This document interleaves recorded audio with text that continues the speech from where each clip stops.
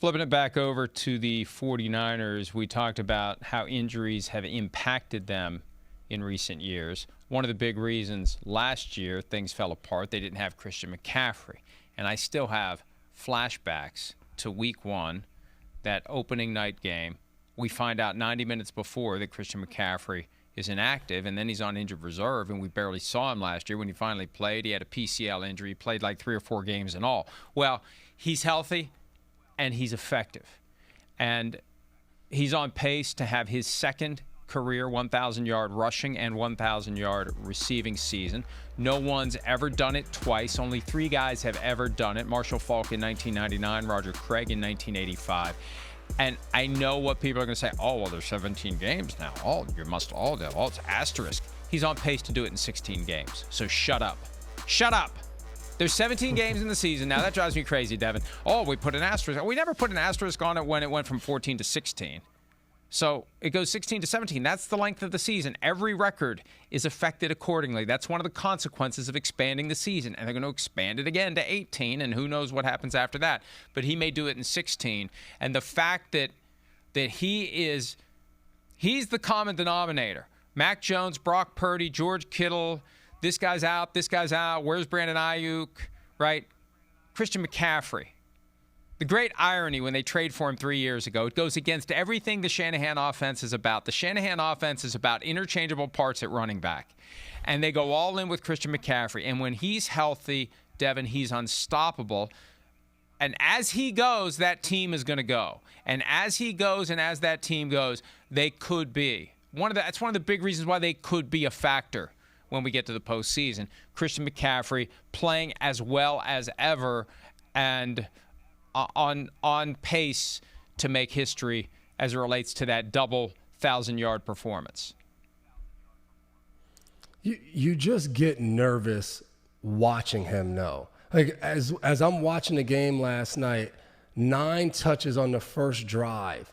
And like now you play on a Monday night, it's a short week, you're going to play Cleveland and what that Cleveland defense is and what they're able to do. So now you're definitely not going to want to sit there and drop back and pass the ball 35 times, 40 times with Brock Purdy, with Myles Garrett on the other side. I just think there's a way to use this guy and then not kill him. Like, you got another running back and Brian Robinson Jr., and they talked about on the broadcast that Kyle Shanahan, he wants to get Brian Robinson more carries. He wants to get him in there, but he's like McCaffrey. He hates coming out of the game, and, you know, he's in such great shape. We want to take advantage. But at the same time, you're like, is this what's best for your team as you now are starting to go down the stretch and play these final games of the regular season and wanting to make a playoff push? I can't help but think of, like, man, like a year ago, you just said this guy was battling to stay on the field and stay healthy. He's now a year older. And it's like, to me, last night was a game where he could have had, you know, close to the same amount of damage. What about 10 less touches? Like, I don't think he needed that many touches for them to win the game. And I think they have to be very careful, because if Christian McCaffrey misses any time, that offense, they don't have a guy, they don't have 3 guys that can combine and do what he does. So I think they need to really try to figure out how do you win games and limit his touches when you know, all right, maybe next week we're going to have to go all in. Like the Cleveland Browns playing against that defense, yeah, maybe you can be patient because of the offense, but with Shedeur Sanders now playing, he's going to be a little bit more aggressive than the other quarterbacks. That's not a game you want to go on the road and lose. So to me, yeah, you're going to probably ride Christian McCaffrey in that game. That's going to be a tough game on his body to go do that against the Browns defense. And I thought last night was a game where they were like, hey, maybe we can get him 20 to 21 touches instead of 30. Like, it just seems like they have to have some kind of plan to make sure he's there in the playoffs. Yeah, short week, long trip, Thanksgiving, and I know they all practice on Thanksgiving Day, but it's not the same kind of week it normally is. Just a lot of things in flux. They may be walking into a buzzsaw in Cleveland because of that. Everything that you throw into that pot, it could be an issue come Sunday. Here's Kyle Shanahan, 49ers coach, from last night on the heavy workload for Christian McCaffrey. I mean, I think he's always successful when he gets his touches. I don't think that's been any different probably since he was playing Pop Warner football, you know. And he's always been very durable. You know, he's been able to avoid, again, a bad injury. And being able to avoid that's allowed him to keep going. And it's, I mean, he really makes our pass game go. You know, when things aren't there, just how automatic he is on the checkdowns and stuff underneath allows us to stay on the field a lot. And I think it's one of the main reasons we have so many 10-play plus drives. I guess durability is relative to the position. I'm looking at his games for his career. He played all 16 games first 3 seasons, only 3 games in 2020, 7 games in 21. He played all 17. He actually, for 2 different teams, the 49ers and the Panthers in 22.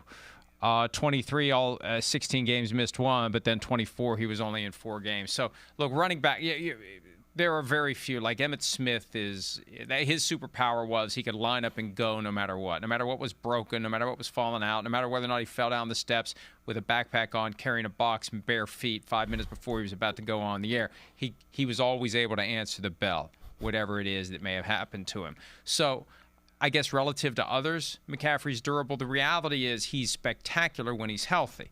But the way he runs, fights for every blade of grass, that's one of my criticisms of the 49ers generally. We've seen guys get injured over the last 5-6 years when they're fighting for that last, like, no, you don't, no, Deebo Samuel, no, you don't need to fight for that extra 2 inches at the risk of getting yourself injured. But that's the mentality. That's what makes them great, that fight and that aggression and that willingness to inflict and absorb all forms of football violence.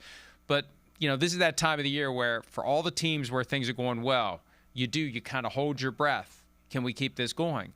And McCaffrey is the one injury that they'd have a hard time overcoming. Now, maybe Brian Robinson comes in and he recaptures his magic from his early days in Washington. I don't know. Maybe they've just accepted he's our insurance policy. He's not the guy that's going to give him a breather. He's the next man up, if we need a next man up at some point. But I'm with you. It's a lot of work for McCaffrey. And if they get lucky and he gets lucky, they can carry it maybe as far as they carried it a couple years ago when they landed in the Super Bowl. Yeah, it's just crazy for me because, like, you watch the game and you see Brian Robinson get the ball. And last night, he averaged 5.7 yards a carry. Like, he's running hard. It's a change of pace on the defense because he's this bigger back who's downhill. He's running guys over. So it just seems like if you're going to run the ball 30 times, you could get him 10 to 12 carries in the game because it's still productive. And, like, that for me is when you don't have a guy like Brian Robinson where, like, each time you take McCaffrey off the field – and you put a different back in and you have to watch it and you're like, man, like, he would have got 10 yards right there, but, like, we put this guy. That, to me, that's harder as a coach. It's harder as players when you're out there.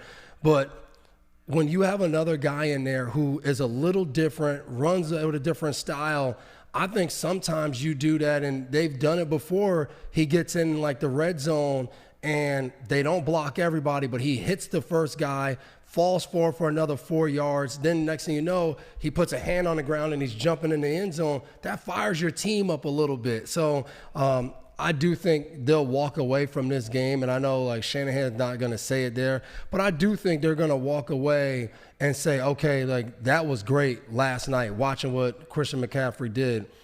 But we probably got to be a little smarter. Like, we got to make sure we have this guy at the end of, like, I just remember being in captains meetings and at different position groups we had, hearing Belichick sometimes talk about how we needed to make sure, like, this is one area of the team. We can't afford to lose a guy. Like, when this guy's healthy, he just changes things up for us defensively, but keeping him healthy is important.